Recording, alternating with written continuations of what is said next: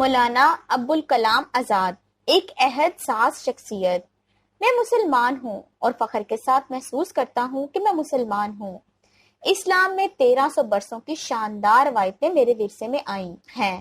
میں تیار نہیں کہ اس کا چھوٹے سے چھوٹا حصہ بھی ضائع ہونے دوں، لیکن ان تمام احساسات کے ساتھ میں ایک احساس اور رکھتا ہوں، اور اسلام کی روح مجھے اس سے نہیں روکتی، وہ اس راہ میں میری رہنمائی کرتی ہے۔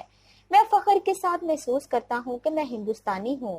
میں ہندوستان کی ایک ناقابل تقسیم متحدہ قومیت کا عنصر ہوں۔ یہ اعلان رام گڑھ میں کانگریس کے جلسے میں 1940 میں مولانا آزاد نے کیا تھا، جب پورے ملک میں تنگ نظری کٹرپن پھیلا ہوا تھا۔ اس وقت مولانا آزاد کی ہی ذات تھی جو اپنے نظریے اور اپنے عقیدے پر مضبوطی سے قائم تھے۔ مولانا کا اصلی نام محی الدین احمد تھا۔ ابوالکلام کا لقب مولانا کو بہت اچھی اردو لکھنے کی وجہ سے ملا۔ مولانا نثر اس پائے کی لکھتے تھے کہ مشہور شاعر حضرت موہانی نے کہا تھا، جس سے دیکھی ابوالکلام کی نثر، نظم حسرت میں وہ مزہ نہ رہا۔ مولانا شاعری بھی کرتے تھے اور آزاد تخلص فرماتے تھے۔ اس طرح آپ کے اصلی نام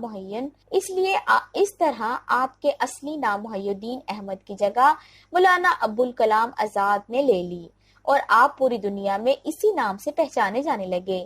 آپ کی پیدائش 1888 کو مکہ مکرمہ میں ہوئی۔ آپ کے والد کا نام مولانا خیر الدین تھا۔ مولانا نے قاہرہ کی ازہر یونیورسٹی میں تعلیم حاصل کی تھی۔ مولانا بچپن سے ہی بہت ذہین تھے اور بہت کم عمری ہی میں علم و دنیات، عربی، فارسی، ترکی، علم فلسفہ، علم نحو اور علم کیمیا جیسے علموں میں مہارت حاصل کر لی تھی۔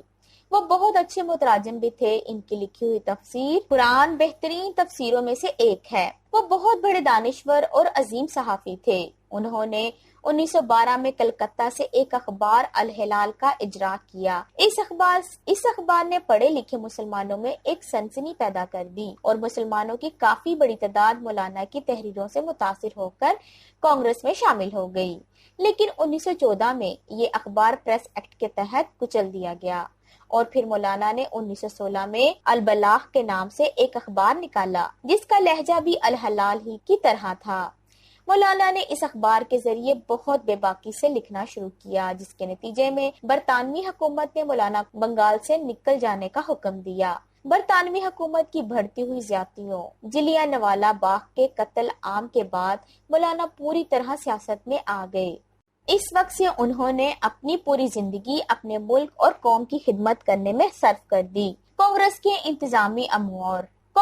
انتظامی امور گاندھی اور دوسرے لیڈروں سے صلاح مشورہ، تقاریر، مذاکرے اور جلسے جلوس ان کی زندگی کا ایک اہم حصہ بن کر رہ گئے۔ وہ اپنی دانشمندی اور سوجھ بوجھ سے مشکل مسئلے کا حل نکال لیتے تھے، جس کی وجہ سے وہ گاندھی جی سے بہت قریب ہو گئے۔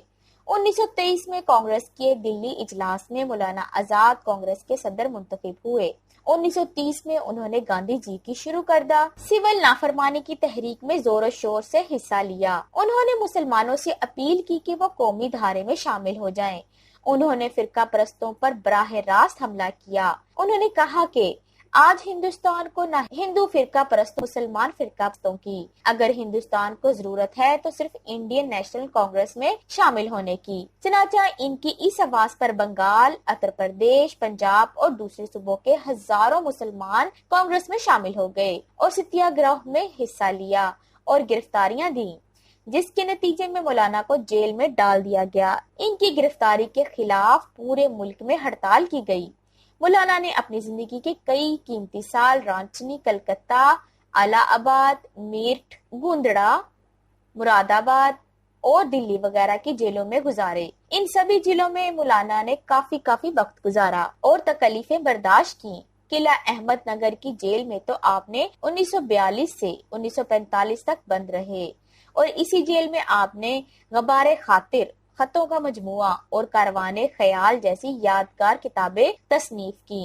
1947 میں جب ملک آزاد ہوا تو مولانا نے وزارت تعلیم کا محکمہ سنبھالا، اور 22 فروری 1958 کو انتقال کے وقت تک اسی عہدے پر قائم رہے۔ وہ ایک جید عالم، مفکر اور دانشور تھے، لہٰذا وزیر تعلیم کا عہدہ ان کے لیے سب سے زیادہ موزوں تھا۔ اپنی اعلیٰ علمی صلاحیتوں سے انہوں نے ہندوستان کو تعلیم کے معاملے میں بہت ترقی دی۔ انہوں نے اپنی نگرانی میں مکنینی اصلاحات کی تیاری کا کام شروع کیا۔ انہوں نے تعلیم بالغان پر زور دیا اور عورت کی تعلیم کو بہت اہمیت اور فوقیت دی۔ یونیورسٹی آف گرانٹ کمیشن قائم کی۔ انہوں نے مکنینی تعلیم کے لیے آل انڈیا کونسل قائم کی۔ کھڑگپور میں انسٹیٹیوٹ آف ہائر ٹیکنالوجی کا قیام بھی ان کا ایک قابل ذکر کارنامہ ہے۔ فائن آرٹس اور کلچر کے فروغ کے لیے 3 اکیڈمیاں، للت کلا اکیڈمی، ساہتیہ کلا اکیڈمی اور سنگیت ناٹک اکیڈمی قائم کی۔ انہی کی رہنمائی میں ہندوستان یونیسکو کے بانی ممبروں میں شامل ہوا۔ مولانا آزاد جیسے لوگ صدیوں میں پیدا ہوتے ہیں۔ وہ نہ صرف ایک عالم، مقرر، دانشور، مفکر، صحافی، شاعر اور ادیب تھے، بلکہ صف اول کے سیاستداں، بہترین انسان اور بے مثال حب الوطن تھے۔ یہی وجہ ہے کہ آج بھی جب مولانا آزاد کا نام زبان پر آتا ہے تو ہر ہندوستانی کا سر فخر سے اونچا ہو جاتا ہے۔ بلا شبہ وہ اسلام کی اعلیٰ روایات کے امین، بھائی چارے، اخوت، مساوات، خیر سگالی اور اعلیٰ ظرفی کی علامت تھے۔ اگر آپ کو یہ ویڈیو پسند آئی ہے تو ہمارے چینل برائٹ سائڈ اردو کو لائک کریں، سبسکرائب کریں اور شیئر کریں اپنے دوستوں کے ساتھ، تاکہ نئی آنے والی ویڈیوز کی نوٹیفیکیشن آپ کو بر وقت ملتے رہیں۔ ملتے ہیں نئی ویڈیو کے ساتھ، تب تک کے لیے اللہ حافظ۔